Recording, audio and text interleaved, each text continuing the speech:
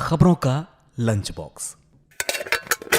नमस्कार, आदाब, सत श्री अकाल। रेडियो मनी 9 पर आपका बहुत बहुत स्वागत है। मैं हूं आपके साथ अभिषेक गुप्ता और आप सुन रहे हैं खबरों का लंच बॉक्स।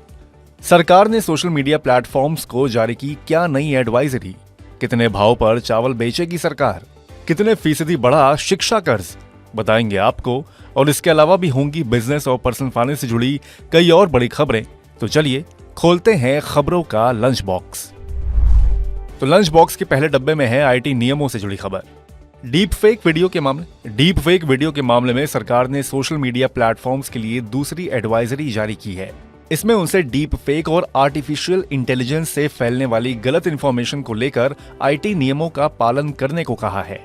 एडवाइजरी में कहा गया है कि यूजर्स को आईटी नियमों के तहत बैन कंटेंट को पब्लिश न करने के बारे में जागरूक करना चाहिए। इलेक्ट्रॉनिक्स और सूचना प्रौद्योगिकी मंत्रालय की ये एडवाइजरी राज्य मंत्री राजीव चंद्रशेखर और उद्योग जगत के साथ की गई 2 बैठकों के बाद आई है, जिसमें सोशल मीडिया प्लेटफॉर्म, आईटी कंपनियां और वकील आदि शामिल थे। खोलते हैं लंच बॉक्स का अगला डब्बा। सेबी ने म्यूचुअल फंड निवेशकों के लिए नॉमिनी जोड़ने की डेडलाइन 31 दिसंबर 2023 तय की है।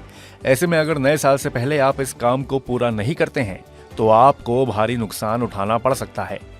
इससे पहले सेबी ने इसके लिए 30 सितंबर की डेडलाइन तय की थी, जिसे बाद में आगे बढ़ा दिया गया था। अगर आपने अभी तक इस काम को पूरा नहीं किया है तो आपके लिए केवल 1 हफ्ते का समय बचा है। डेडलाइन तक म्यूचुअल फंड नॉमिनेशन ना पूरा करने पर आपका खाता फ्रीज हो जाएगा।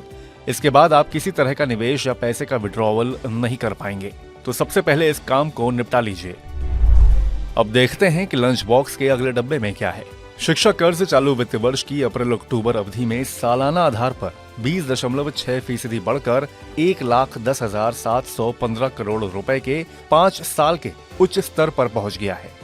आरबीआई के आंकड़ों के मुताबिक 1 साल पहले की समान अवधि में भारतीयों ने 96,853 करोड़ रुपए के शिक्षा कर्ज लिए थे।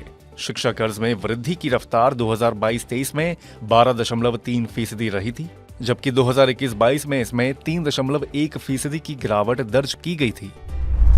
सरकार अब भारत ब्रांड के तहत 25 रुपए प्रति किलो पर चावल बेचेगी। चावल के दामों में आई तेजी को नियंत्रित करने के लिए सरकार ने ऐसा कदम उठाया है। सरकार पहले से ही इस ब्रांड के तहत आटा और दालें बेचती है। अभी देश में चावल की औसत कीमत 43 रुपए प्रति किलो है। इसे भारतीय national agricultural cooperative marketing federation of India, national cooperative consumers federation और केंद्रीय भंडार आउटलेट के जरिए बेचा जाएगा। एक सरकारी अधिकारी ने यह जानकारी दी है। खोलते हैं लंच बॉक्स का अगला डब्बा। देश के चालू खाते का घाटा 2023-24 की दूसरी तिमाही में कम होकर सकल घरेलू उत्पाद का सिर्फ 1% या 8.3 अरब डॉलर रह गया। मुख्य रूप से वस्तु व्यापार का घाटा कम होने और सेवा निर्यात बढ़ने से चालू खाते का घाटा कम हुआ है। आरबीआई के मंगलवार को जारी आंकड़ों के मुताबिक 2022-23 की दूसरी तिमाही में यह 3.8% या 30.9 अरब डॉलर रहा था। कैड चालू वित्त वर्ष की पहली तिमाही में 9.2 अरब डॉलर या 1.1% था। अब इनकम टैक्स भरने वालों के लिए जरूरी खबर है। आयकर विभाग ने असेसमेंट ईयर 2024-25 के लिए आईटीआर फॉर्म 1 और आईटीआर फॉर्म 4 को नोटिफाई कर दिया है। नए इनकम टैक्स रिटर्न फॉर्म में टैक्स पेयर्स को नकद में मिली रकम और सभी बैंक खातों के बारे में जानकारी देनी होगी। आईटीआर फॉर्म 1 को सहज के नाम से जाना जाता है और इसे 50 लाख रुपए तक की आय वाले और वेतन, एक घर, ब्याज और 5,000 रुपए तक की कृषि से आय प्राप्त करने वाले व्यक्ति भरते हैं। वहीं आईटीआर फॉर्म 4 को सुगम के नाम से जाना जाता है और इस फॉर्म को पेशेवर व्यक्ति, हिंदू अभिभाजित परिवार और एलएलपी कंपनियां भरती हैं।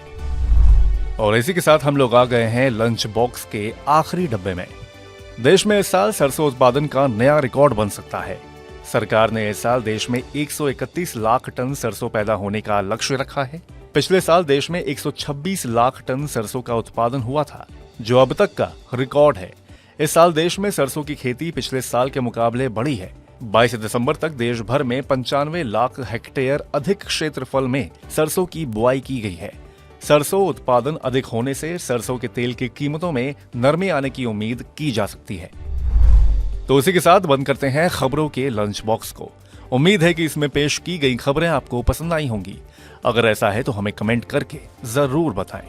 बाकी बिजनेस, पर्सनल फाइनेंस और कॉरपोरेट जगत से जुड़ी और खबरों के लिए सुनते रहिए रेडियो मनी 9 और डाउनलोड कर लीजिए हमारे मनी 9 ऐप को। हमेशा की तरह मैं हूं आपके साथ अभिषेक गुप्ता। अभी लेता हूं विदा। धन्यवाद। खबरों का लंच बॉक्स।